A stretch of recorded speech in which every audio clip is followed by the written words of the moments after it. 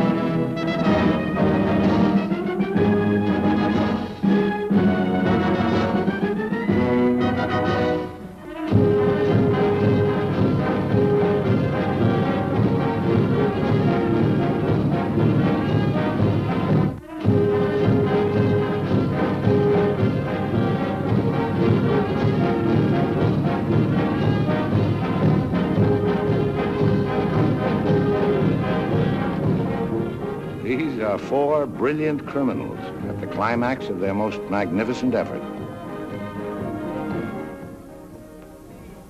This effort began 6 months ago in Porto Vecchio, where we were all aboard the ship for Africa. And they were my associates in a quest for uranium. An element not one of them knew the first thing about, except that they'd heard you could get dough for it. Big dough. Who? I mean, what do you suppose they are? Businessmen, does it matter? Well, if we're going to be on a small boat with them for weeks and weeks. I only said they might be fellow passengers. Harry, we must beware of those men. They're desperate characters. What makes you say that? Not one of them looked at my legs.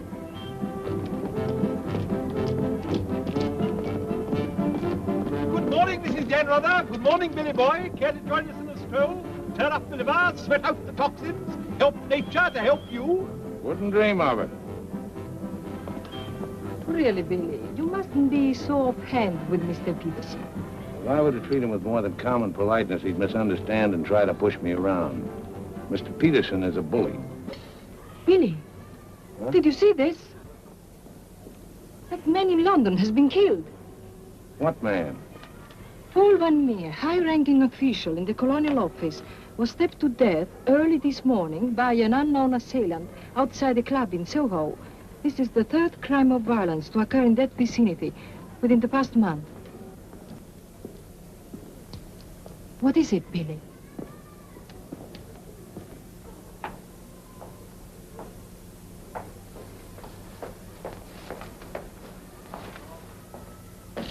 In heaven's name, Billy, say something.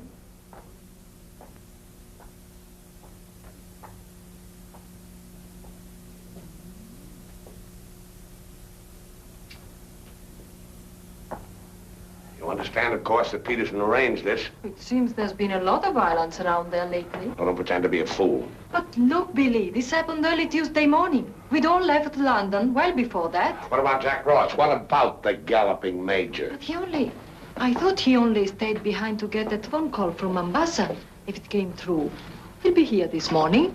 Well? Don't get so excited. Don't jump to unpleasant conclusions. Jump, they might as well have drawn a map. Why was Peterson worried about Van Meer? What made him think he was dangerous? He was afraid Van Meer wouldn't stay bought. Afraid he'd get the wind up after we'd gone. Get visions of him trotting upstairs to his superiors, announcing I have certain information that certain persons have paid certain sums of money Don't talk so loud, Billy. to obtain illegal rights to certain mineral supplies. That Indian, that Raja or whatever he was, that you worked for in the old days, he killed a lot of people, didn't he? Ah, but he had a better style. Besides, he was out for a kingdom, half the size of France. What's the difference between that and millions of dollars? We must think of the future, Billy. This is our big chance. It may be our last. Except for Mr. Peterson, we couldn't even pay last night's hotel bill. Where are you going? I Have a cafe, drink a lot of Pernod, and listen to the band. You won't make a fuss, will you? It doesn't do to make a fuss. You have to think of the main objective. Naturally, it doesn't do to be fussy.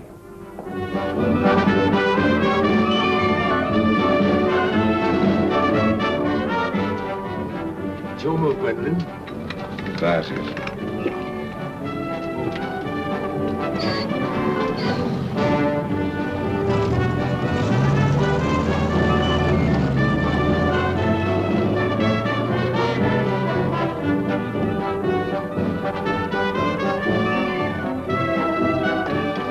The luggage is in there.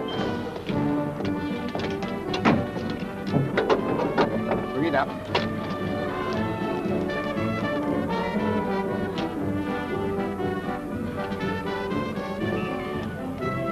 Harry, look, the desperados. Not quite now, Convict Billy. Hard liquor before noon. I'm celebrating. Celebrating what? The safe arrival of the Major. He came galloping in a minute ago, looking tired but satisfied. I take it his mission was accomplished? Yes, well, it's getting on for lunchtime, gentlemen. I'll see you later, Billy. Your move, Gwendolyn. Gwendolyn, it's your move. Oh. Check. Last. Are you sailing on the Nianga? Africa bound. So are we. Oh, my name is Chelms. This is my wife. How do you do? My name's Dannreuthers. How do you do? Are your friends sailing too? The whole kit and caboodle. You're a very mysterious group, I must say. Really, Gwendolyn? How so mysterious? Well, for one thing, you all appear to be of different nationalities. Your move, Gwendolyn. Check. I have a theory about you and your friends. Correction. My associates. As a matter of fact, I think you're doctors. Evil ones, I mean. You're going to the heart of the jungle where human life is cheap to perform ghastly experiments which require the sacrifice of thousands on the altar of science. You must excuse my wife. She has a very lively imagination. Check me. I don't know how you expect me to play a decent game when you keep talking all the time. Harry's been all out of sorts today. Usually he's a wonderful loser. Good morning, Mr. Dannreuthers. I bring you the captain's compliments, along with the sad news that the sailing of the SS Nianga has been postponed. Now, look here. This boat is definitely, most definitely scheduled to sail at 2400 hours. Scheduled, Mr. Chelms, but not, I fear, destined to do so. Propeller gone, or is the captain drunk? Oh, of course the captain is drunk. But the real trouble is with the oil pump. Well, it's not good enough. Simply not good enough. Quite right, sir. But you're putting it too mildly. The present oil pump is no good at all. Well, how much delay does this mean? To locate, bargain for, purchase, and install a new one will require, I should say, more than a day, less than a fortnight. Utter, hopeless inefficiency. Only it isn't the oil pump at all. Just making it an excuse to hang about and pick up extra cargo. Guns or opium? I wouldn't be surprised if she turns out to be a smuggler. What a miserable place to be stuck in. Squalid, fifth-rate port. Ever been in Porto before? No, I don't know this part of the world at all. Oh, I thought not. Otherwise, you wouldn't be so upset about staying. Magnificent country. Ruins to visit by moonlight, fine stretch of beach. Back there in the hills, one of the few spots left in the world where you can get decent food and drink. It's called the Blue Pavilion. I insist you give me the pleasure of having dinner with us tonight. Well, that's awfully kind of you, but... Us? You and your associates? My wife and me. The committee? Oh, Mr. Chelms, I want you to meet a friend of mine. This is the galloping major. The committee wants you to toddle round. Okay. Right away. I'll be along. Better toddle. I said I'd be along. They don't like to be kept waiting. I'll lay on a car. We'll meet in front of the hotel at 6. Arrivederci. Dannreuthers. An American, I suppose. Anyway, I quite like him.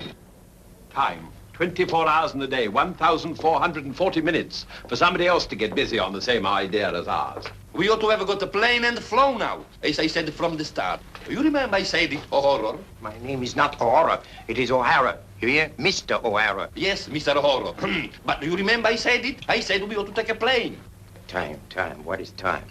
Swiss manufactured, French hoard it, Italians squander it, Americans say it is money, Hindus say it does not exist. You know what I say? I say time is a crook. If we took a plane, we'd be there inside 15 hours. Instead of who knows where. I don't want any more talk about flying. The sky is for the birds. My feet are on the ground. Both of them. Come in, Billy boy. What's all the fuss about? No fuss, Billy. We're merely wondering what course to pursue in view of this unfortunate delay. Join the peasants in their revels. Go to church. Write your memoirs. Very funny. I like an associate of mine to have a sense of humor. Good laugh does more for the stomach muscles than 5 minutes setting up exercises. And now that we've had our moment of fun, and all the better for it, let's get back to the question. Doesn't this delay call for a cable to your friend in British East? Mustn't send cables. Can't you get it through your heads that the population down there has trained noses? They can smell a uranium deal like a cat smells fish. But aren't you afraid, Billy, that when our little party doesn't show up on the date you said, aren't you a teeny bit afraid that your friend might use that as an excuse to begin negotiations elsewhere? If my friend were looking for an excuse, he'd find a better one in the morning papers. What do you mean? I'm talking about the untimely demise of Paul Van Meer. I'm appalled, Billy. What an unwholesome opinion you must have of your colleagues. To imagine that we... Look here, Peterson, you don't have to convince me of anything. You don't care what I think as long as I don't do anything about it. And I won't, unless you ever decide to sick that knife-happy little junkie on me. Watch yourself, laddie. Now, Jack, behave yourself. Sit down. For shame, Billy. I think you owe an apology to everybody in this room. And if you're half the gentleman I know you are, I'm sure you'll make it. As I was saying, Peterson, you've nothing to worry about. My friend won't pull out unless I tell him to. For purely venal reasons, that's the last thing I have in mind. Jack, give Billy a light.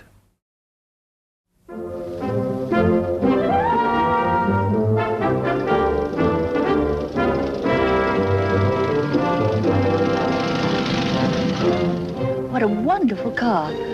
It looks as if it had won the Grand Prix d'Elegance many years ago. Oh, it did. It was built for Oraposo. You know, the bullfighter. He had it made this way so he could stand up and take bows. He only got one ride in it, bequeathed it to me on his deathbed. Well, here's to Oraposo. I hope you like champagne. You mean it's yours? Well, I gave it to my former chauffeur, the fat bandit in the front seat. Harry, look at that wonderful villa. Well, that was Bertie Crampton's. Oh, you mean Lord Crampton, in Gloucestershire. His family acres marched hand in hand with ours. Gloucestershire, the cathedral towns, trout fishing, garden parties. What a beautiful life. You know England well? Emotionally, I am English. I serve tea every afternoon with crumpets, and I've always kept up my subscription to Country Life and to Tedler. Trouble with England, it's all pomp and no circumstance. You're very wise to get out of it. Escape while you can. Well, I'd hardly describe myself as escaping. Simply so happened that a relative of mine, first cousin actually, who died recently, happened to be the owner of a coffee plantation. Africa's the place now. You talk about the diamond boys, the gold boys. They just skimmed a little off the top. The potential mineral wealth of Africa's hardly been scratched. Now, there is a villa. Big. Well, that's the Villa Capriccio, famed in song and story, a 3-star attraction in Baedeker. Well, whose is it? Well, the bank's on it now. It used to be mine. Yours? Yes, I brought old Charles over from Fouquet's. You know, the old Fouquet's, to run it for me. Then when I decided to pull up stakes, I bought him this restaurant we're going to. Least I could do to show my appreciation. Well, here we are. Charles! Charles! Wait here a minute while I rout old Charles out. He doesn't even know we're in this neck of the woods. Charles! Charles! He must think we're extraordinarily naive. Knew all those people. Owned that vast villa. Bought this place because he liked the fellow's cooking. What utter balderdash. Oh, perhaps he did. I beg leave to doubt it. Did you notice his wife? She seemed to be rather a sensitive little woman. Really embarrassed by all that rot. I am sorry, signore. As you see, we are closed. We do not open for another 2 months. Charles, what the devil's going on here? This place is falling to rack and ruin. The place is closed. We shall have to dine in the hotel after all. Monsieur Dan. Monsieur Dan. Madame, why did you not let me know you were coming? You did not say you were with Monsieur Dan. Nothing is close to Monsieur Dan. It's good to see you again, Charles. It's been too long, Monsieur Dan. Not since the night you left the villa. Remember your farewell party. I've tried ever since to forget it. Remember how in the morning we escorted you to the train with violins playing and everybody cried like when a king you love very much leaves his country. Aren't you dressed yet? Do I appear to be dressed? Do dress, do hurry. It's the most wonderful day. And Billy wants us to drive out and see his villa. His former villa. Obviously, I can't go. I've got a chill on my liver. What a miserable place to be ill. And you forgot to pack my hot water bottle. You packed it. Gwendolyn, I distinctly remember. Hello. Oh, hello. No, I'm afraid we can't. Harry has this wretched chill and... Give me the telephone. Chelms here. Yes. Quite. Absolutely. A hot water bottle. That's very, very good of you, old boy. Look here, Dannreuthers, would you mind very much if my wife went alone? She enjoys this sightseeing sort of stuff, you know. Splendid. Splendid. I'll send her along. You know, Gwendolyn, nowadays, one simply cannot afford to dismiss people just because they're not one's sort. One has to try and bridge the gulf. After all, it's a new world we're going into. One's got to take it as one finds it. Face it. Use it. Master it.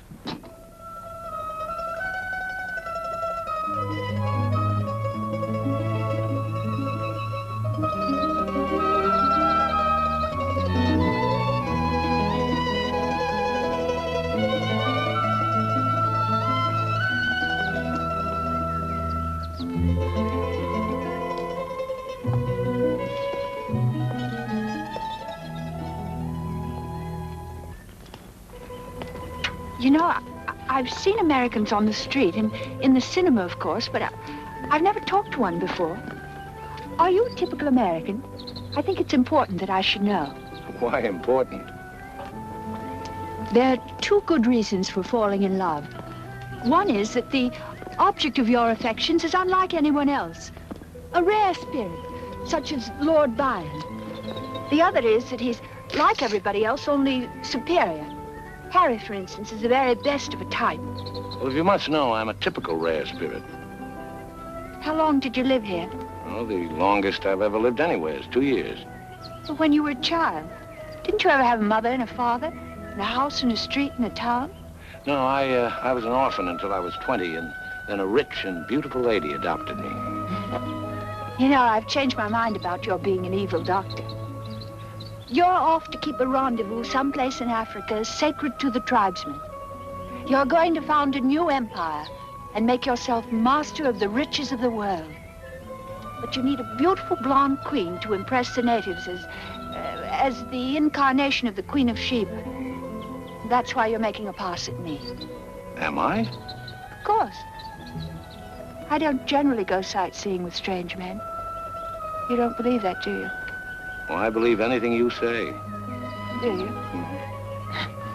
Well, you shouldn't, you know. You really shouldn't. Mr. Chelms? Yes? I, Mrs. Dannreuthers, Maria. Oh, come in.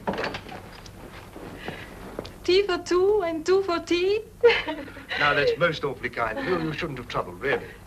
Billy told me you had a chill. Bit of one on the liver. Too tiresome. Milk, of course. Of course. I feel I should like somehow to do him a good turn of some kind. You do? Well, naturally. Oh, I see. Naturally.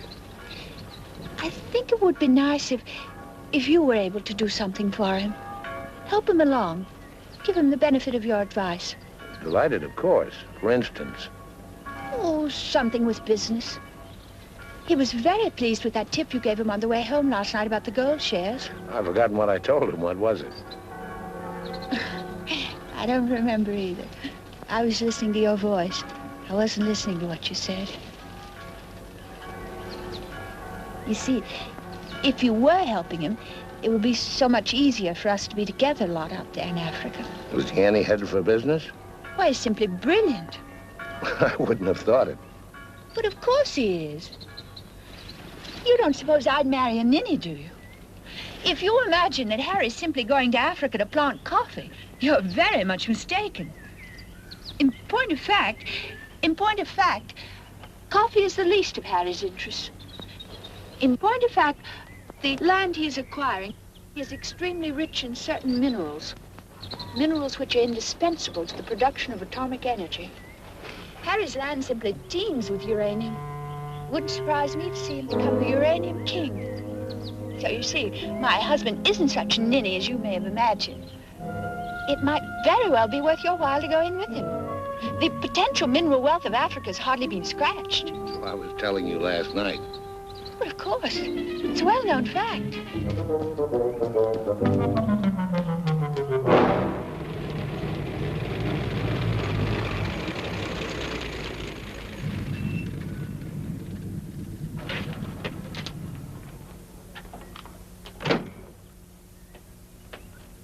Billy boy.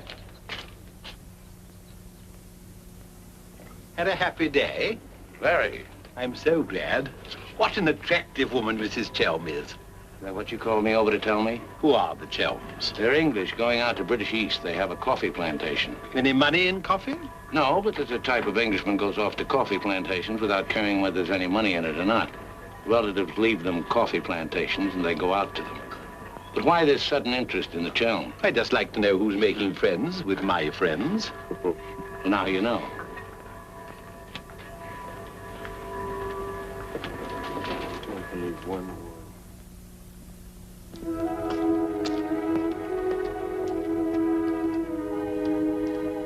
You know, if I ever leave you, it'll be for someone of the type of Harry Chelms. Well, bully for you. I suppose that type of Englishman is like a story I once heard. An English gardener in England was showing some Americans one of those wonderful English lawns. And of course, they wanted to know how to make a lawn like that. And this English gardener said... He said, all you have to do is get some good grass and roll it every day for 600 years. I heard that story before you were born. Englishmen tell it when they're feeling down in the mouth. Just don't understand the Chelms type. You're not even listening. You never do. Someday I'll say goodbye and you won't hear that either. One day I shall really meet my type and run off with him. And you'll be simply amazed. It's possible. George Moore said, I learned it by heart years ago. He said that each great passion is the fruit of many fruitless years. George Moore was a very distinguished English writer, you know. Except that he was Irish. Cheer up, sugar. If I make $1 million on this deal, I'll buy you an old English lawn, one we can roll up and take with us.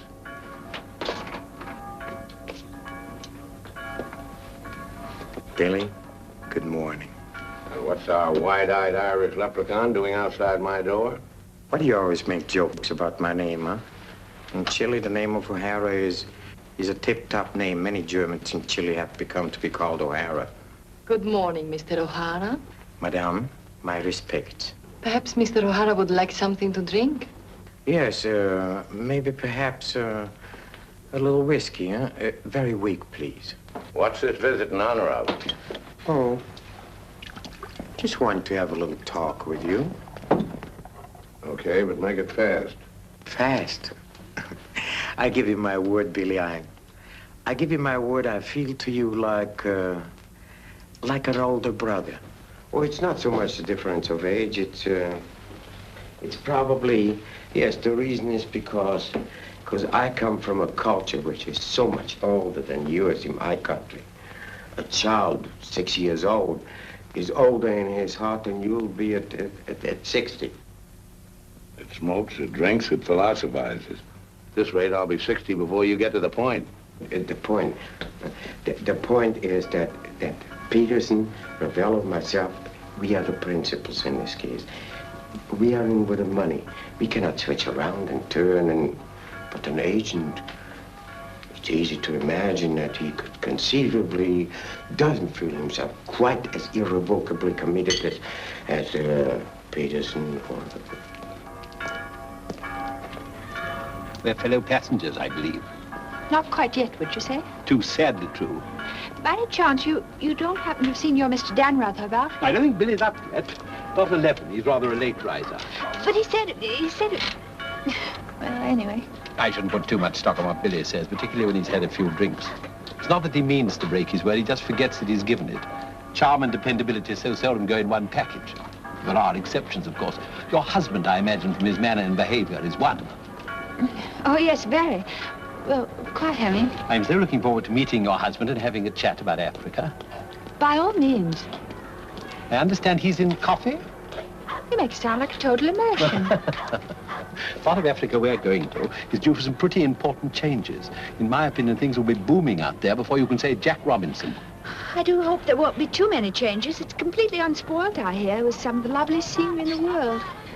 I can't imagine anything more lovely in the way of scenery than to have a few acres of gold and diamonds cropping up on a piece of land I bought for a song. Heaven forbid. Next thing there'd be big, ugly holes everywhere and great, horrid machines instead of lovely scenery. Anyway, I don't think my husband worries much about money and business, that sort of thing. Really? I mean, to appreciate my husband's point of view, one has to understand his background. Those lawns, hundreds of years in the making.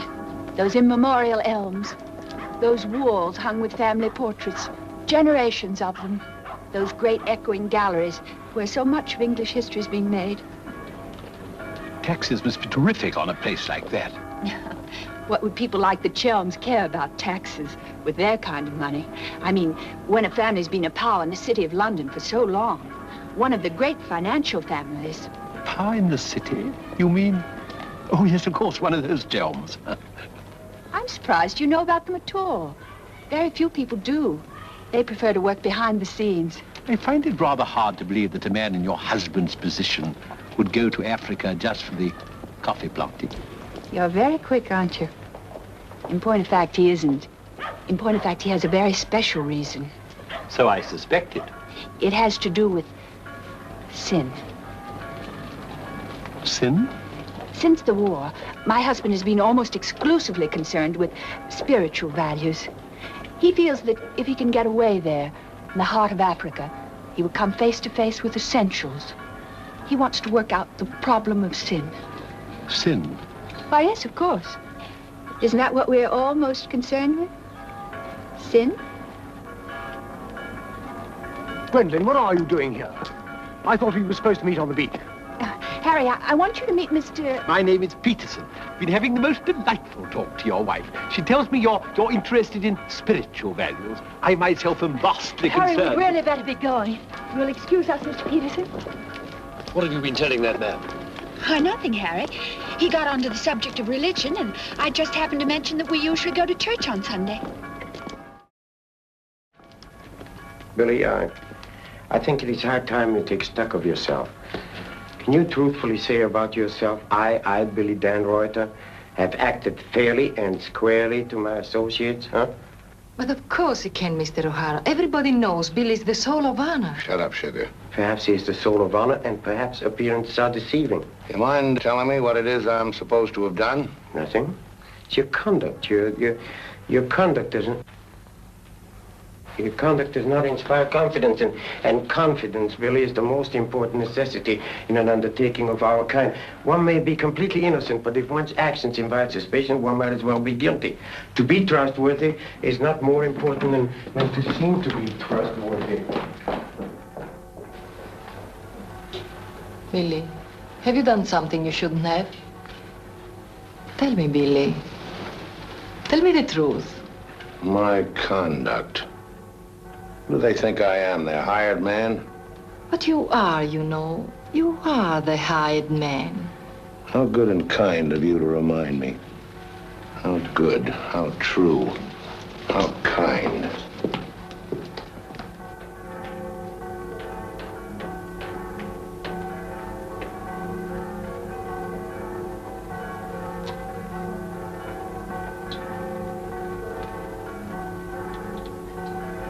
Oh, I say, Dannreuthers, good to see you. How about a drink? Well, Oh, come on, my dear fellow, let me buy you a drink. Oh, Gwendolen, don't forget to send one to Aunt Beatrice. Can't understand it. Gwendolen distinctly said she'd join me on the beach. Then I come back and find her sitting there in that cafe. Extraordinary creatures, women. Well, let's drink to them. Pano. Scotch. Come on, you tiny little wreck, have a drink. We're drinking to women. Take the drink, but won't join you in the toast. Glass of Irish. Women. Hitler had the right idea. Keep them in their place. Kleine Kinderkirchen, babies in the kitchen. Say what you want to about Hitler, he had his points. Come. Look here. This generation's had its chance. Hitler, Mussolini, those are the men. Now is the age of the barbarians. The world's going up in smoke. I say let it come, get it over with. Well, if you don't mind, I'd like another year or so of worry. Worry? Just 1 minute, laddies. I've just 2 or 3 words to say to you, laddies, and that's don't worry. Don't ever worry. I'm in a position to know secret information. The Rosicrucians, the Great White Brotherhood, the high secret orders. But you've no faith. You must have faith. Faith and power, secret power. Men who guard the trust from the deepest insides of the whatchamacallit. Mystic rulers, all one club, chained together by one purpose, one idea. Mankind's champions. Follow me, Billy? Oh, why, of course. This generation's had its chance. Hitler, Mussolini. I can't stand here and permit you... Are you interrupting me? Relax, Jack. Have another drink. I simply want to state that things don't happen to be what certain people imagine. An officer may find himself strapped for money, and he may undertake certain things which in other circumstances, no. Absolutely no. Absolutely. I mean, absolutely no. In the old days, I should have simply told people of your ilk to buy their own drinks. Poor old Jack. I'll teach you. I'll teach you to insult an ex-officer of the Indian Army. Well, are you yellow? The bar. You're Major Ross? Right. Ross here. Right. Right again. Come along, the committee. Saved by the bell. I've never heard such rot in my life. Sin. Oh, sin. All I could do was to keep a straight face. No, I'm certain of it now. These are 2 very clever and dangerous antagonists. Sit here and help me close. But how could they possibly know what we're up to? Great interests like the Chelms have ways and means. Yes, and I'm convinced they're out to get us even before we get started. We must get ahead of them. Time has entered the picture in a new way. Never forget the time factor, gentlemen. It always enters the picture in the end. I'm sending a cable to London. I want full information on those Chelm interests. British Africa, too. Check up on his interest there. Every time the plane lands, I'll try and reach you by telephone. Keep me informed of the latest development.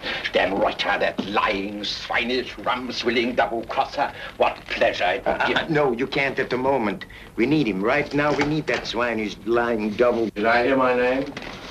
Rub-a-dub-dub. 3 men in a tub. Tub? Oh. Been a change of plan, Billy boy. You and I leaving for Africa. How's that? You and I are flying to Africa by the next plane. Oh, what's happened, Peterson? Must be something important to get you on a plane. Perfectly simple, Billy boy. The trouble with the oil pump and the general uncertainty about when the Nianga will sail forces me to sacrifice my personal comfort. I prefer to fly rather than run the risk of arriving too late. Well, there's also such a thing as arriving too early. What do you mean by that? Well, the land doesn't come up for auction for a couple of weeks. My friend can't make his move until then. If we sit around British East all that time, somebody's going to start wondering who we are and ask questions. Is that your real opinion, Billy, or are you just looking forward to a long sea voyage with the attractive Mrs. Chelms as your companion? Or perhaps you have even other reasons. Such as? That's for you to know and for us to find out. You'd better get your packing done.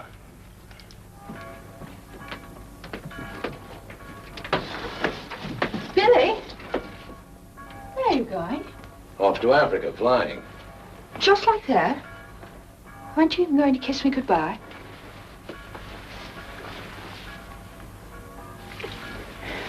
I wish. Don't say it. What? That you wish we'd never met. You'll be coming on the boat, and in Africa we'll get together and... I think I hate you. Letting those revolting men order you about. Don't deny it, I've watched them. They treat you like a servant. They say, hop it, and off you hop. I know what it is. They have a hold on you. Some black secret that could ruin you. What makes you think that? No, it happens all the time. My old Spanish nurse told me that half the people in the world would be ruined at once if everyone told what they knew. But couldn't you have them done away with? I mean, you must know plenty of people who could bump them off. It probably cost a good deal, but it'd be worth it, certainly. Well, it's not impossible, except that afterwards I wouldn't have any money. This way I stand to make a lot. Millions? Maybe. Then perhaps your connection with those men isn't quite so undignified as I thought. Those millions, would they be pounds or dollars? Well, either way suits me. No, that's very careless of you. The state of the pound is so uncertain. You must think in terms of hard currency. Maybe I should hire you to handle my affairs. You could do worse. I'm awfully intelligent, really. Come along, Billy boy. The car's waiting.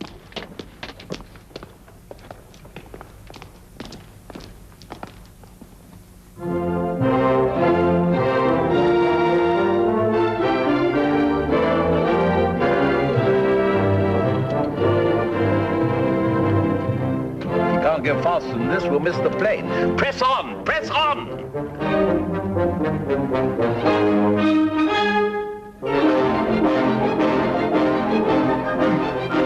Try posting.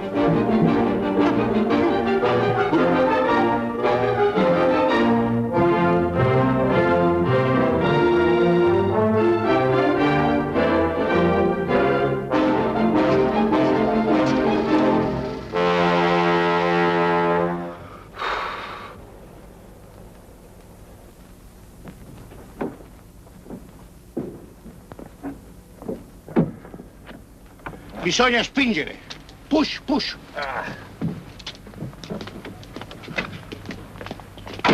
Come on. 1, 2, 3.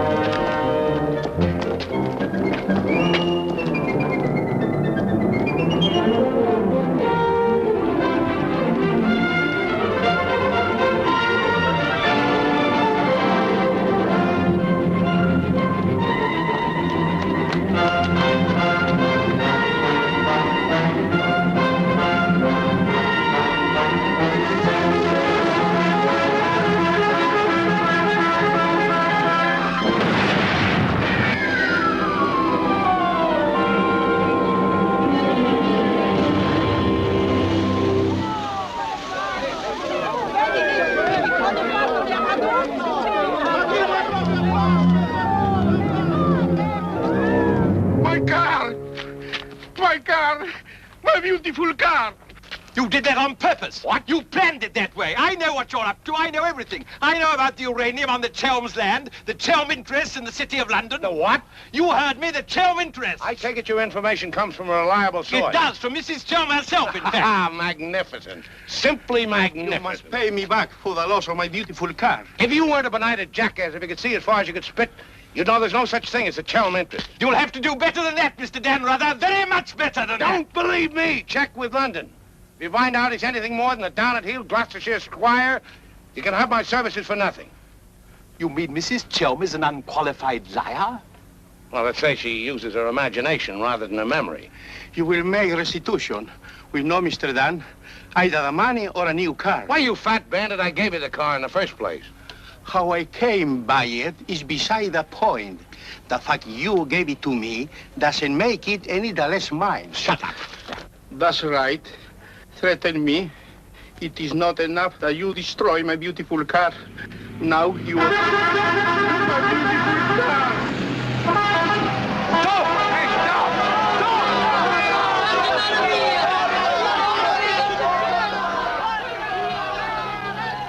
stop! More than anything, I want Billy to make a grand success out there. Oh, as you care so much about money, I should have thought you would have left Billy for some rich man. I shouldn't think Billy would mind, really. I mean, neither of you are in love or anything. You are a strange girl. Of course I love Billy. Actually, I adore him. And Billy loves me very, but very much. That's why I trust him with his little unimportant amours. And what does he say about yours? But, darling, all husbands like their wife to seem attractive to other men. Be sure you explain that to Harry. I'm going back to the hotel.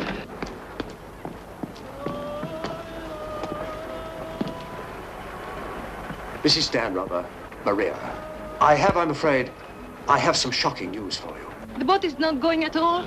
There's been a terrible accident. Your husband's car drove over a cliff. The people on the bus saw it fall into the sea. It seems almost certain that... What is it? What are you trying to say? He's saying that Billy is dead.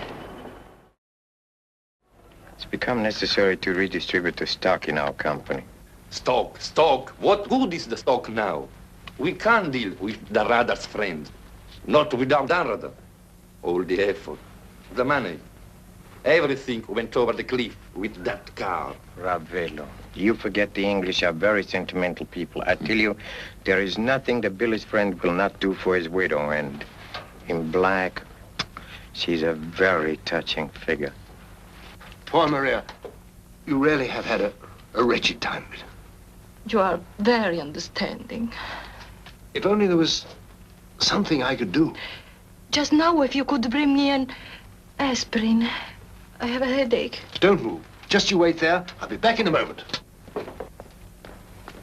Mussolini, Hitler, and now Peterson. A great man, a great loss. I'm going upstairs and reading my Bible. Why all the gloom? Maria has a headache. What's the matter with you? Go away. My dear girl, I'm as sorry about Dannreuthers as you are. But after all, it isn't as if he was one of our oldest friends. I was in love with him. He was a very pleasant acquaintance. What did you say? I was in love with him. Really, darling, have you no control over your romantic fantasies? I loved it. Can't you hear me? I love you, I love you. Oh, rot. You're just dramatizing again. By George, you were right, after all. I did pet it. Oh, what shall I do? I feel as though I were drowning. He's dead. He's dead, and I'm left in a fool like you. I tell you what to do. Have a bit of shut-eye. You wake up in an hour feeling your real self again, and there'll be no more silly stories about falling for a middle-aged roustabout. This is so. Oh, please go away. I'll just take these to Maria.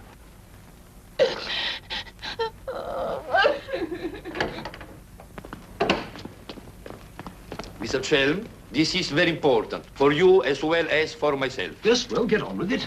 There is now an opportunity for you to secure enormous profits with virtually no risk. I want to beat about the bush. Our purpose in going to... For you as Billy's widow, it will be very easy to persuade his friend in British East, and for capital, we have Chelms. Quite evidently, you've been misinformed as to my interests.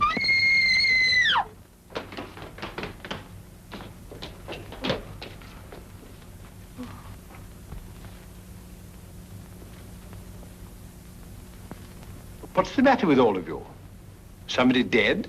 Car, it went over a cliff. We thought you'd both been killed. Dannreuthers, I'm delighted to see you're alive, but your wife is in a fainting condition. You mean you're not dead at all? Obviously, I'm not dead. I knew you weren't dead. I knew it. I counted 13 backwards 13 times. My old Spanish nurse said if you did that, a miracle would happen.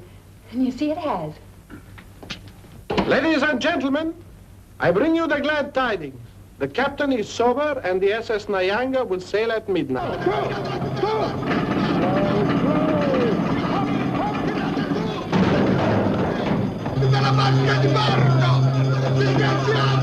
I can't see it anywhere.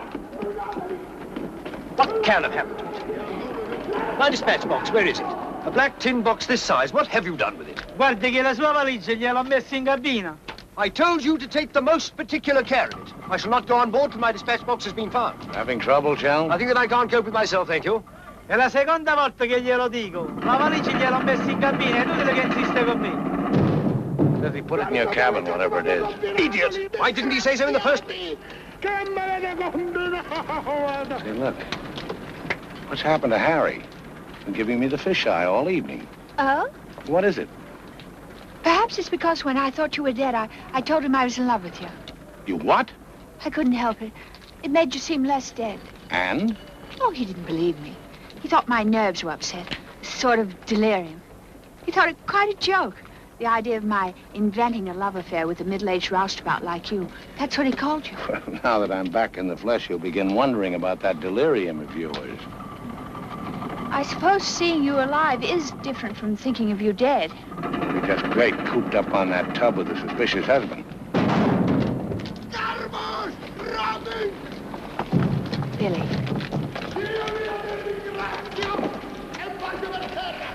Let's not go.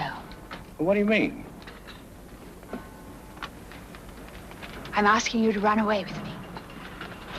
Now. Well, what about the millions in hard currency? What's happened to you? I thought you were my shrewd little manager. I've changed my point of view. I thought we'd get to Africa and you'd make your fortune and everything be wonderful, but now I think it's all too risky. Too many things can happen. I want us to cut and run for it right now. You really mean that? With all my heart. Oh, no, that's impossible. Why? Well, for one thing, Mrs. Dannreuthers might not go for the idea. She's not quite as sophisticated as you are. Please, Billy, listen to me. I've thought it all out. We'll take the bus and catch an express for somewhere. The shot's not on the table. You're not in love the way I am. If I loved you 1,000 times more than you say you love me, it still wouldn't make any difference. I've got to have money. Doctor's orders are that I must have a lot of money. Otherwise, I become dull, listless, and have trouble with my complexion. But you're not like that now, and you haven't any money. It's my expectations that hold me together. You really mean that, don't you, darling? Sure, I mean it. And your main reason for wanting lots of money is so that you'll be ever so attractive and I'll love you more and more. That's right, baby. I'll help you, Billy. I can, too. I'm something of a witch. My old Spanish nurse said I could have been a professional. Well, don't look now, but they're raising the gangway.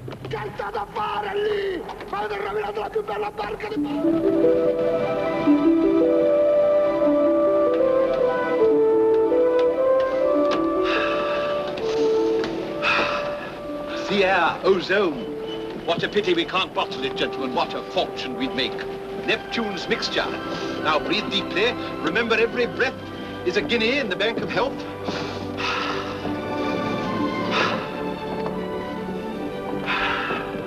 Good morning, Chelms. Why, that's good. Very good indeed. I didn't know you were an artist, Mrs. Dannreuthers. I'd hardly call myself that. I only dabble. The nose is not enough long. The ears are too small. Only has one eye. Now, come along, gentlemen. We must not dawdle. Blow the man down, bully, blow the man down.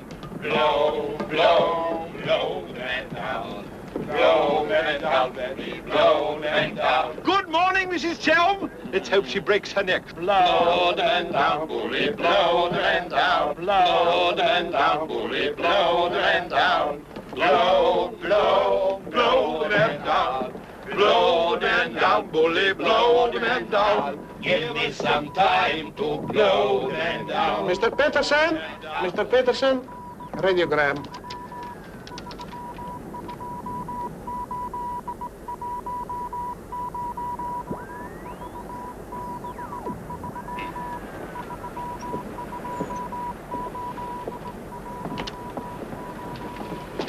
No Chelms Estate, Gloucestershire, stop. No Lender Gentry, Chelms. What do you make of that? He's not a Gloucestershire squire. Like Billy said. Just as I was beginning to take Billy at his face value. But if he's not what Billy said, then what is he? We are at sea again, gentlemen, in more ways than one. Mystery, more mystery. Billy is a liar. Heaven only knows what Chelms is. CID, maybe. You borrowed my thought. What to do? What to do? The time has come for direct action. You remember last night when we came on board? The fuss he was making about his dispatch box?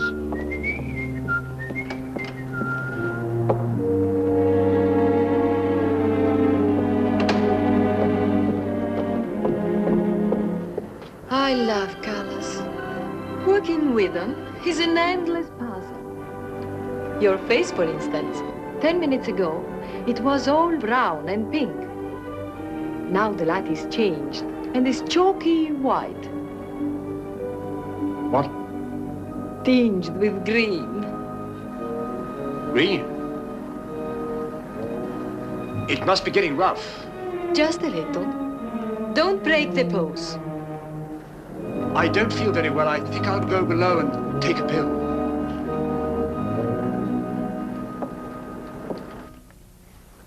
It's incredible. Harry Chelm is just Harry Chelm. nothing, nobody, a ruddy refugee from Earl's Court. With a hot bottle. Look. And the letter of introduction to the secretary of the governor. The secretary, mind you. Disgusting. Purser! My box! Beat up and down, isn't it, sir? It's gone! Oh, yes, indeed. Major Ross took it. I saw him sneak it out of your cabin. I like to keep my eye on what goes on aboard the ship. Where did he take it? I believe it's the Peterson's cabin. In fact, I'm sure.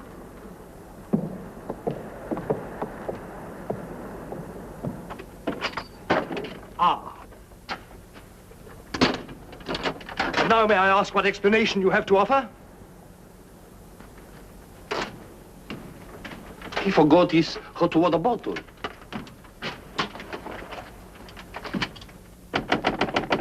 Billy? Come in. Billy, have you heard what's happened? I've seen the paper in days. It's not funny. They've stolen Harry's dispatch box. Who stole his dispatch box? That dreadful little major. He took it to Peterson. They went through it. It's all your fault. I suppose you know that. My fault? Well, the poppycock you've been peddling, all that junk about the Chelm interest in London, uranium on your land. Well, in a way, you're the one to blame. I'm the... I mean, you acted so superior. I was falling in love with you, and I couldn't bear it for you to think I was just a nobody. Married to the son of a boarding house in Earl's Court. The son of a what? A boarding house. That's what Harry's parents do. They run a boarding house for decayed gentlefolk.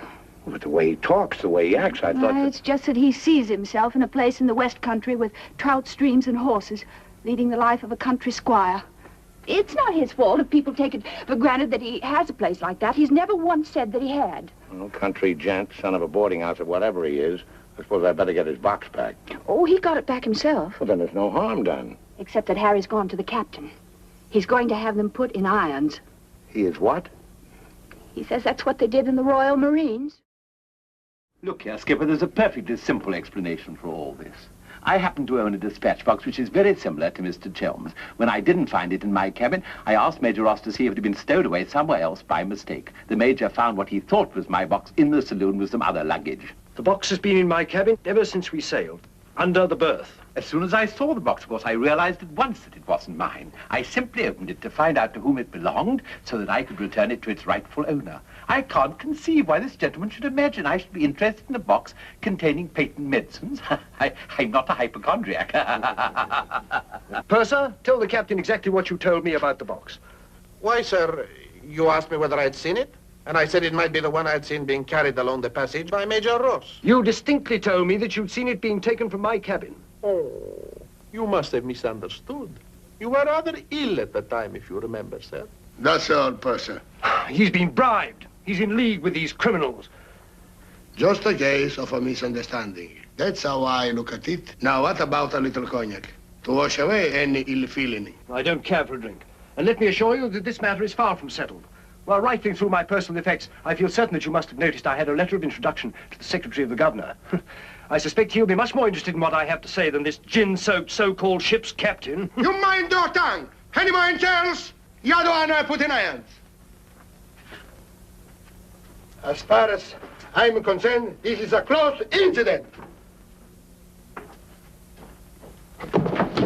Shelm, you got your box back. Why don't you forget the whole thing? What possible interest do you expect the Colonial Office to take in? On the contrary, I expect them to show considerable interest in a gang of crooks who are trying to swindle the country out of vast uranium deposits.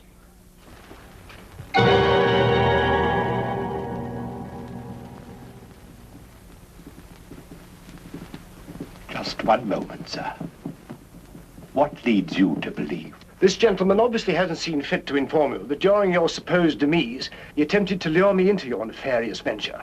Unfortunately for you, he acquainted me with all the pertinent facts. Facts which I intend to communicate to the proper authority at the very earliest opportunity.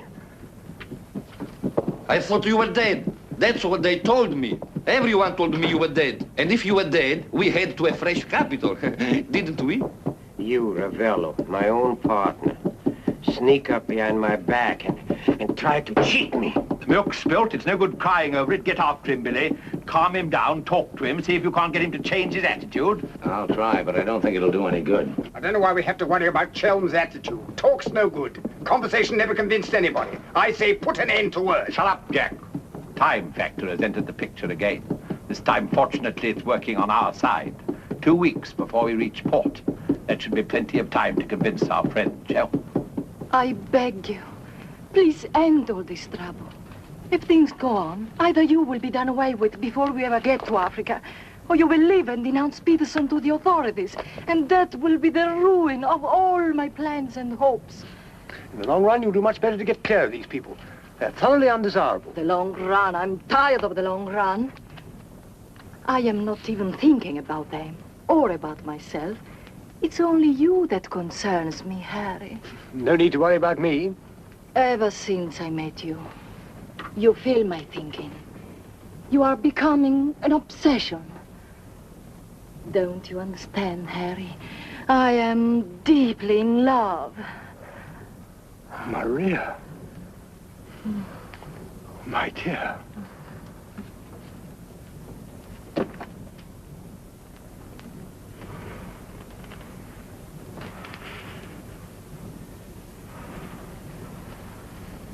Only you could make a woman feel like this.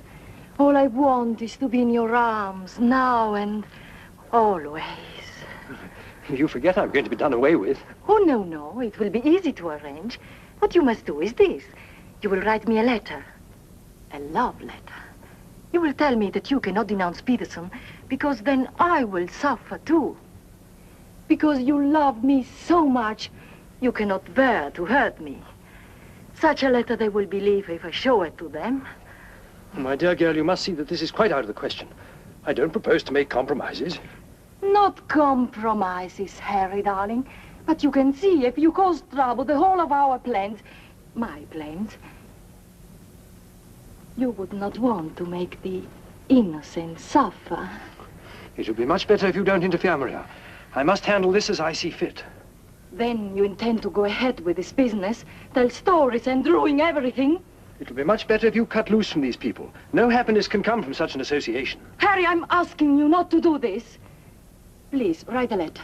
Then there will be no trouble for you, no trouble for us, no risk when we get to Africa. I'm sorry, my dear. We English are a very pig-headed lot. You think you can get away with this? But Maria, my dear good Maria, listen. First you made love to me. Now you tell me you will ruin me. You'll forgive me, but it was you who made... Oh, shut your trap. Go on, do what you like. You think you're such a brave man. I'll tell you what you are. You are a heel. What the blazes now? What's happening? What's going on here? The oil pump's on the blink. The electricity's failed. Utter folly. A ship lying in darkness this way, we might well be rammed at any minute. I'll tend to this myself. Which way is the engine room? The passengers are not... I'm sure your chief engineer will welcome the advice of an ex-officer of the Royal Marines. Ma cosa fa? Lo rompe tutte cose! Non stai a toccare niente! Lo scassa tutto! Lo rompe tutto! Non stai a toccare niente!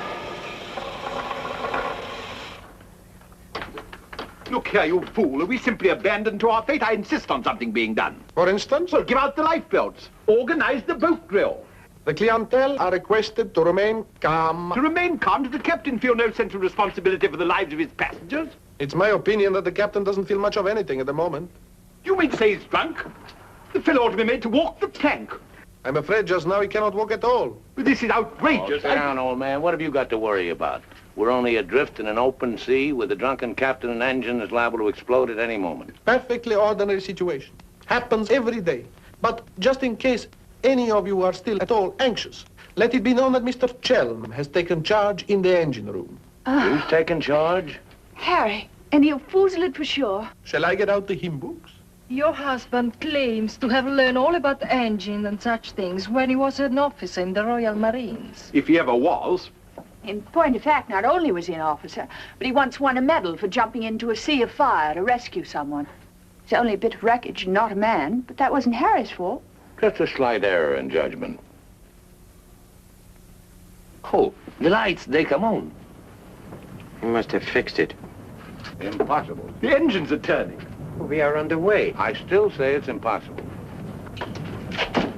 Ladies and gentlemen, may I have your attention for a moment? I'm happy to inform you that the oil pump is now in perfect working condition. Putting it right was no great accomplishment for anyone with the slightest mechanical bent. Anyhow, we may now proceed without further delay and in absolute safety. Oh, Harry, you did. You fooled it. But when you wrecked my ship, where is your terror? Forward, please. Captain wants to see you. There you are. You devil! You wrecked my beautiful ship! Nothing of the sort. Some scallywag down there sabotaged my work out of pure malice. You explode my engine! Keep your hands boys. Let's all behave like little gentlemen. Stay out of this, Dannreuthers. I can handle the brute. What happens now? Do we get the life belts? Do we abandon the ship? There's no immediate danger. The passengers were pleased to return to the saloon.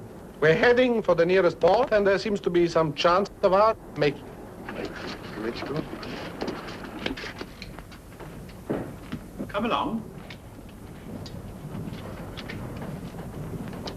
Now, who was last down? Last. Billy boy, be a good fellow and make a fourth at bridge. The Major has no head for cards. A few rubbers will soothe all our nerves. Oh, thank you. I'll soothe mine with a double scotch. In fact, I think I'll make it a triple. No ice, no water. Right, sir. How about you, dear Mrs. Dannreuthers? Little bridge? Oh, so sorry. I have the most fearful headache. I think I'll go to my cabin. Oh, what a shame. Well, boys, we'll have to make it cutthroat. What about Harry here? Maybe he'll take a hand. That, under the circumstances, is a most unsuitable suggestion. Gwendolen, I must ask you to either move to another table or else leave the saloon. Harry, for heaven's sake. I don't care for my wife to associate with an associate of criminals. Don't be absurd. Billy's not a criminal. He's the best friend we have on this boat. We're not in need of such friends. You need any friends you can get. The only thing standing between you and a watery grave is your wits. That's not my idea of adequate protection. Purser, how much longer before this ship reaches port? If we ever do get to port, it should be within 14 or 15 hours. That's a long time. Sit down, make yourself comfortable, have a drink. Enjoy the Major's piano recital. Come on, Peterson, buy us a drink. I'm afraid I can't accept hospitality from persons who I intend in a few hours' time to denounce in a place of justice. 2 spades. I admire your sang-froid, Mr. Peterson. Or perhaps you don't think I'm serious. We shall see. Speak clubs. Gwendolen, are you going to do as I say? Not when you speak to me in that tone. Not when you try to order me about. In that case? Where are you going? On deck, where the air is less polluted.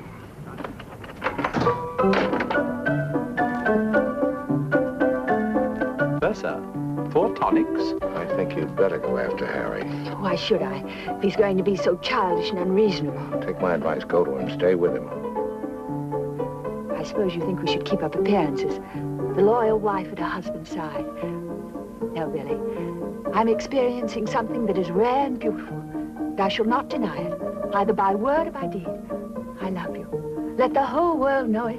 I love you, I love you. Yeah, well, keeping up appearances isn't exactly what I meant. Then why do you want to send me tagging after Harry?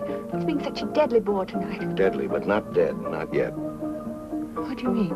They killed one man just because they thought he might try to get in their way. Now, handsome Harry here is certain to blow the whole thing wide open. They killed a man? Really? Who? Just a man. Well, for all Harry's being too tiresome and my loving you to distraction, I still wouldn't want to see him done in. He has some perfectly darling traits, really. I mean, like always remembering one's birthday. No, we simply mustn't let anybody murder Harry. If I keep him in your cabin, never let him out of your sight. Keep him under lock and key. Oh, Billy, that awful music. It's so loud. It comes right into our cabin. Peterson, tell the Major to soft pedal it. And while he's about it, he might change the tune. Oh, don't you like it? It's one of my favorites. I'm afraid he doesn't know any others. Do you, Jack? Oh.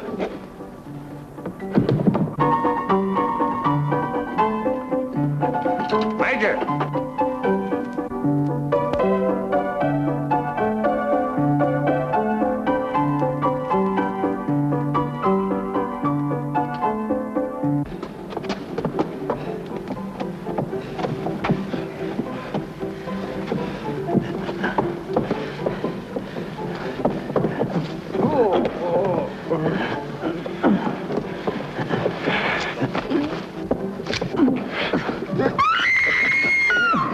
I hear a lady screaming? One down. Captain! Captain!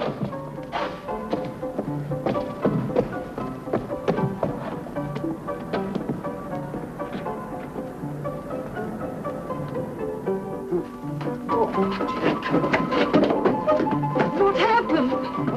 Oh, Billy, all that screaming. I thought someone had been killed. Someone nearly was. Indeed they were. Look at the Major. Better get a new act, Peterson. The curtain's going down on this one. Every time I turn my back, someone makes trouble. The passengers break the engine, they beat each other with the feet, they throw each other overboard. That man attacked me. Are you? You again! If I struck him, it was in self-defense. He came sneaking up behind me and tried to run me through with his sword. Is that true? Well... It's no use, Billy. My trying to protect Harry any further. I may as well tell the whole truth. Captain, it grieves me to confess this, but in point of fact, my husband has an illness of the mind. The medical word for it is paranoia. On occasion, he displays homicidal tendencies. The psychiatrists say it's because he believes people are plotting against him, and so he strikes back and tries to kill them. Gwendolyn, for heaven's sake, woman, what's the meaning of this treachery? Believe it or not, Harry, I'm doing it for your own good. He knows. He saved my life. He'll tell the truth. I wouldn't contradict the lady. You wrecked my ship! You tried to kill the passengers! But I'm not a sane person on this ship. That's why you're against me. Let me go. I'll kill a lot of you. I warn you, Captain. When I kill you... Poor Harry. It's awfully sad. We've tried everything to cure him. Take your hooligans off. How dare you lay hands on me? You hooligans! I'll have you put in irons. You'll be the ones in irons. Good, good. We'll have no trouble from you. Scum! Mongrels! I'll bring you to book! Every one of you! Every man jack of you! After all, it was the only solution. Harry's safely locked in his cabin, where those beastly men can't do him any harm. On the other hand, he can't say or do anything now to interfere with your making that fortune in Africa. I mean, the authorities would hardly listen to the ravings of a lunatic, would they? Well, they won't even let him off the boat. Well, in that case, he'll just have to stay shut up for a few weeks. It's a bit hard on the old boy, don't you think? Yes, but after you've amassed all those African millions, we'll make it up to him. We'll buy him a country place in Gloucestershire with some rough shooting and a trout stream like he's always wanted. Maria will marry him, perhaps. She seems to have a very real feeling for English country life. And everybody lives happily ever after.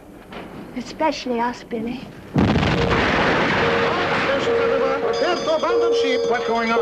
I believe, sir, that we are sinking. Board station, everybody. Blow up your lifeboats.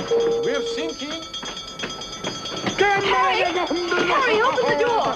You must! The ship's sinking!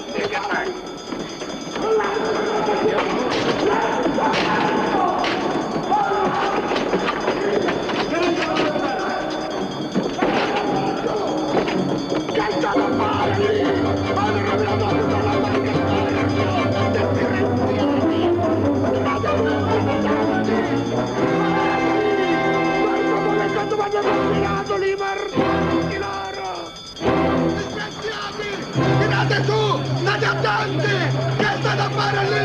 Mi avete rovinato la più bella barca di porto! Disgraziati! Tirate su! State attenti! Muovetevi!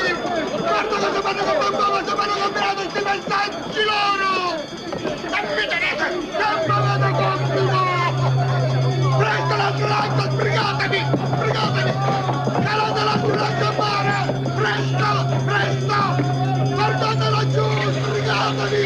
Sbrigatevi! Alla! Alla! Giù!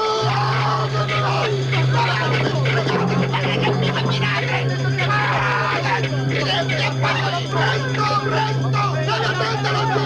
Il porco diventa maledette! Calate l'altro lancio a mare! Guardate le cime! We simply can't leave without finding out what's happened to Harry. Maybe we'll run across him out there. He's a strong swimmer, isn't he? Do you really think... I don't say we will, but it's possible. Anything's possible. Silenzio poi! Jump! Bill! Crash! Dio mio, ringrazio e bacio per terra! Speriamo che incontri un branco di pesce cani!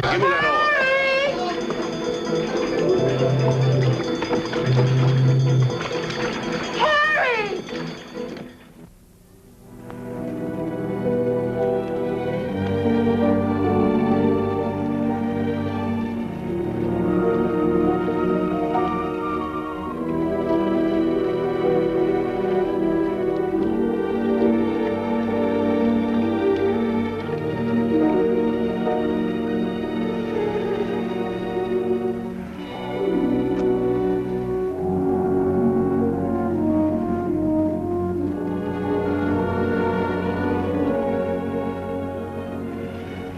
Where do you suppose we are?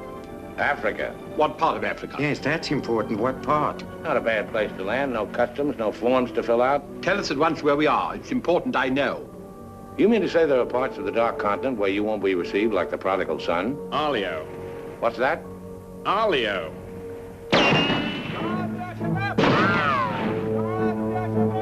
Better get down, everybody. Oddio, mamma mia! Arabs! Oddio, mamma mia! Get rid of your passports, boys.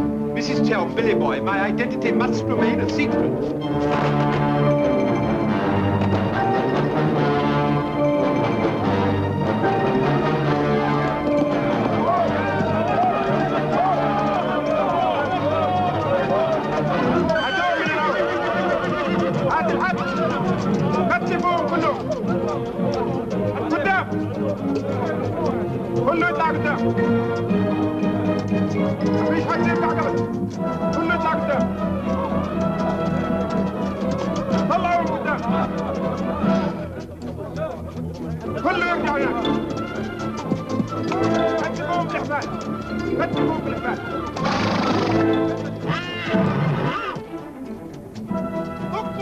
Alio, what's that? It was a company that sold arms to the Arab legions.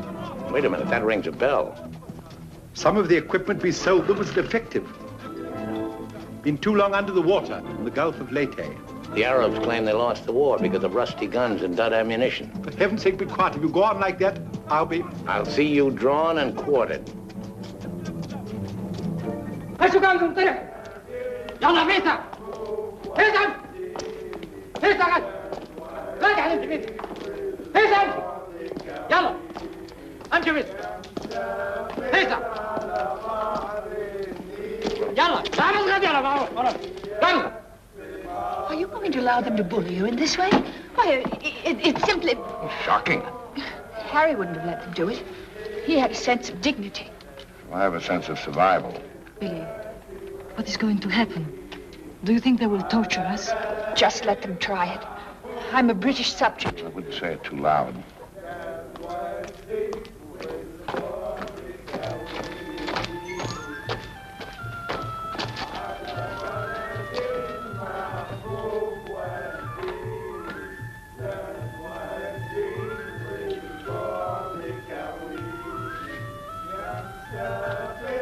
We shipwreck. Big boat, go down. Bottom ocean. We take little boat. Row all day, row all night.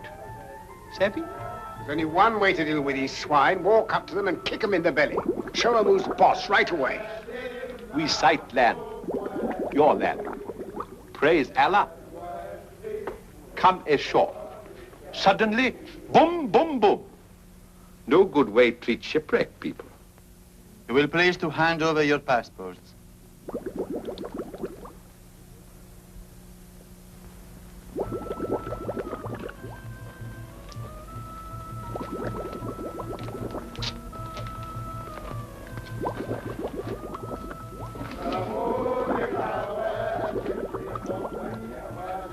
There seem to be 4 missing. Will those who have not handed over their passports hold up their hands?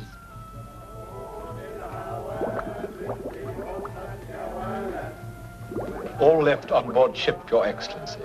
A terrifying experience. An incompetent crew, a burning ship, put overboard in a small boat at dead of night. What was the name of the vessel? The SS Nianga. She's a Portuguese ship. I will investigate whether such a ship has been reported lost at sea. Well, does it stand to reason, Your Excellency, we should come to this shore in a small boat if we'd not been shipwrecked? Our country is in a state of unrest. Oh, I am sorry. Agents of certain foreign governments sometimes try to enter it by stealth, hoping to fan the flames of revolution. Therefore, we check carefully on the activities of strangers. But surely, Your Excellency, in our case, one look is sufficient to convince you of our innocence.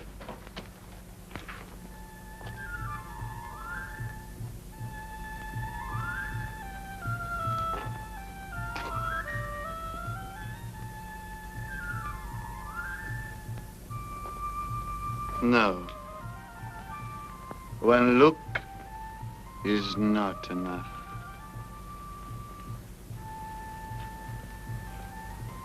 If you think we're the enemies of your country, the logical thing is to boot us out.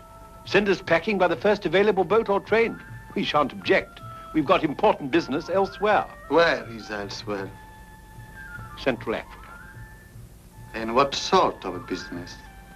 Vacuum cleaners, sewing machines. Ah, yes. Businessmen.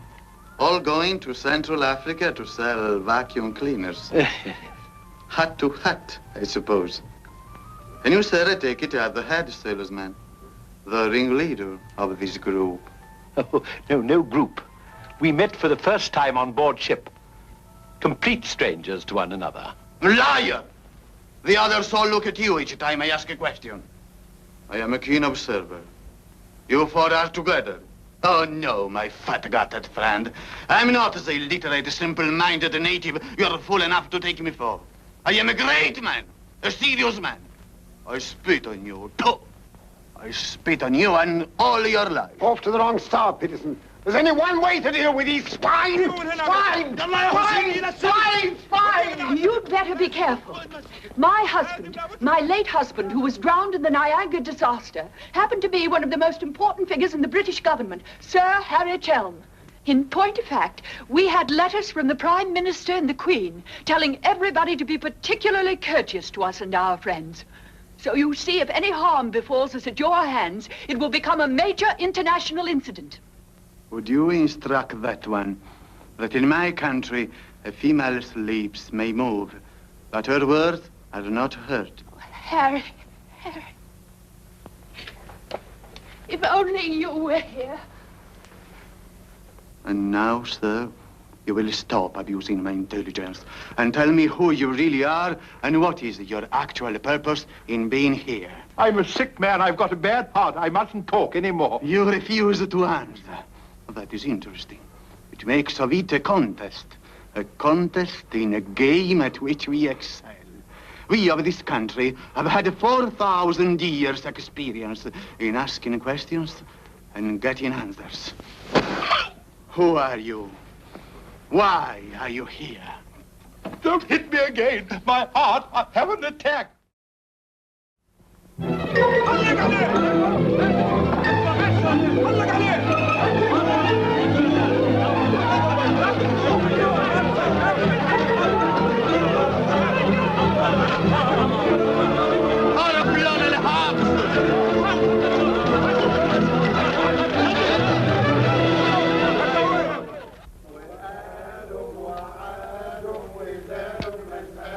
Billy's led a thoroughly decadent life, but I must say I thought he had more backbone than that.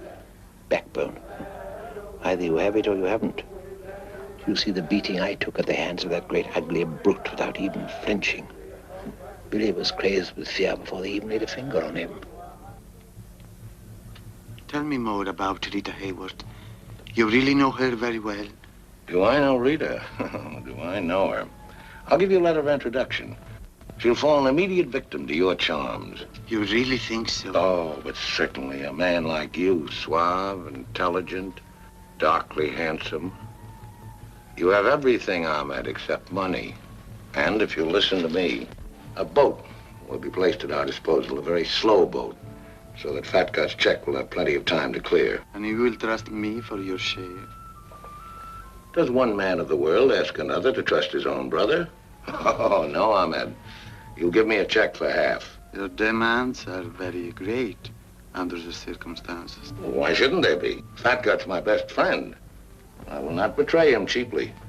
You are certain that you are the friend of the peerless Reed? Come, Ahmed. Mine, back to business. Very well. 50-50. Oh, by the way, Fat Gut's nature is noble like ours. He might try to bargain. I do not bargain with a puffball like that. It's beneath my dignity. It'll be dawn soon.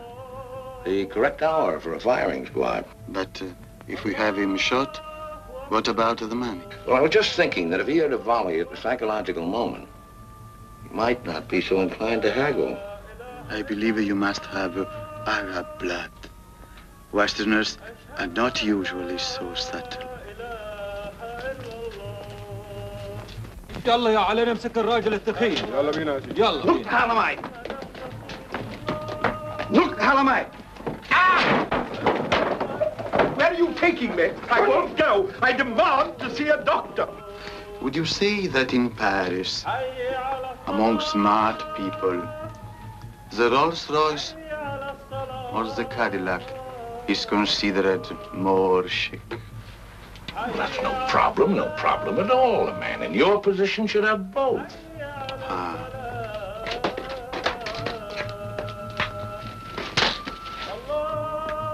Mr. Dannreuthers, I believe, would like a word with you. Billy, sit down, Peterson.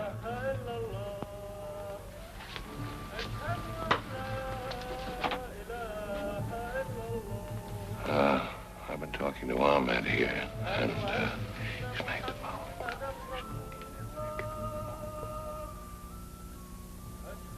It's blackmail. I can't pay.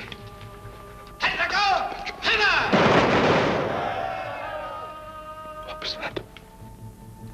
Firing squad. It's execution day. Will he take a check?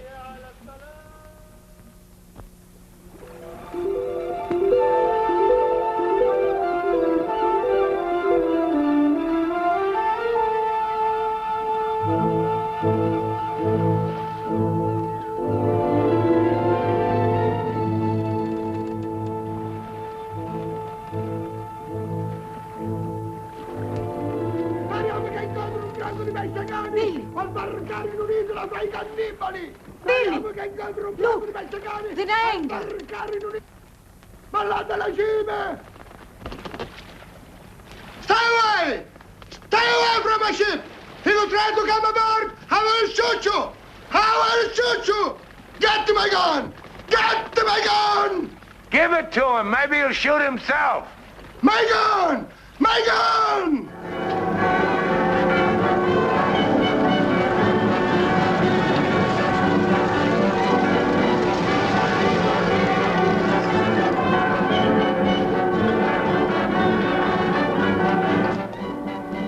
Excuse me. Are you Mr. William Dannreuthers? That's right. I'd like to ask you a few questions, if I may. Oh, I'm sorry, not now.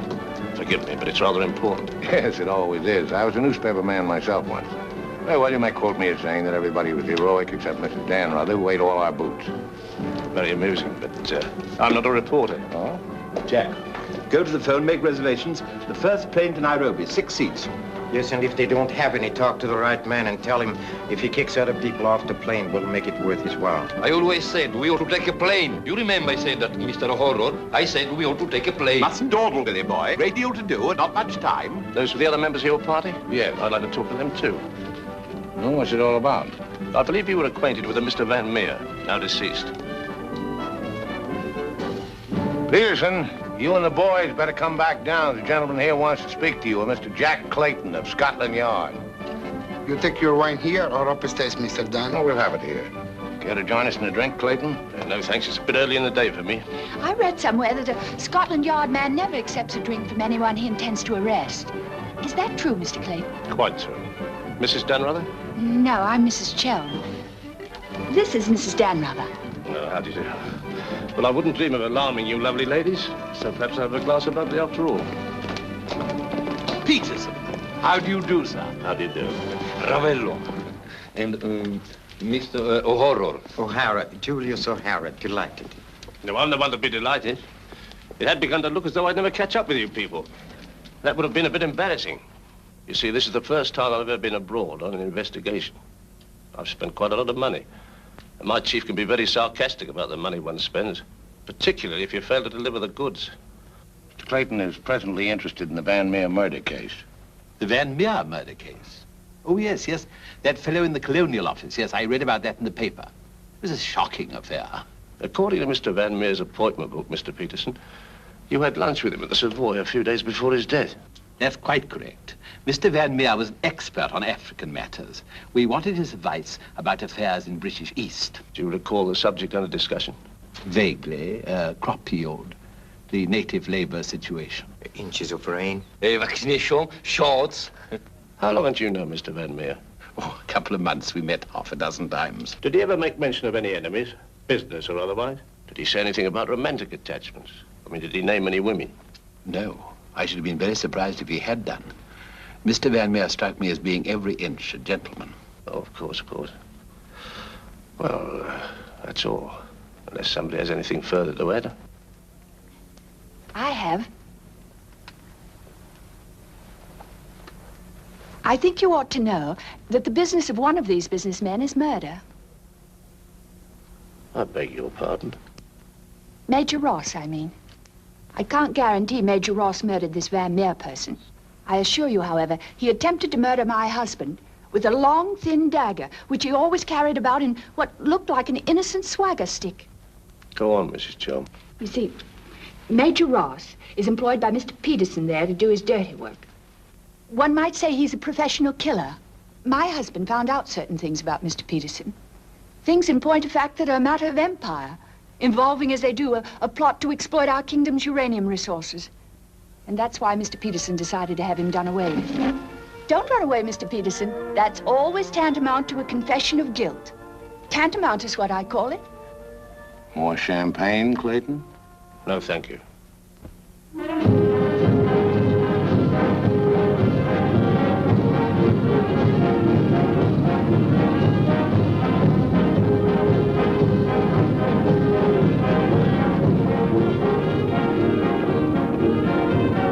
As I said before, very smart fellows indeed. Should you ever think of me in Earl's Court, that's where I'll be, helping Harry's parents with the lodgers. Should you ever think of me, try not to let it be too harshly. You kiss her too, Billy, and tell her she's forgiven. Sure, sure. Goodbye, Billy. Bye.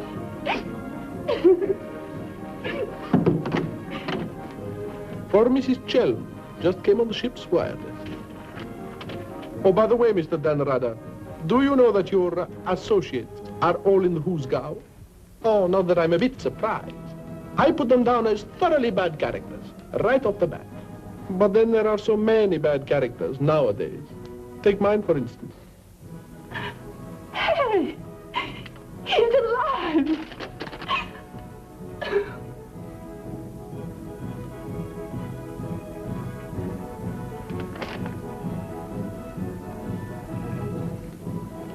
Oh.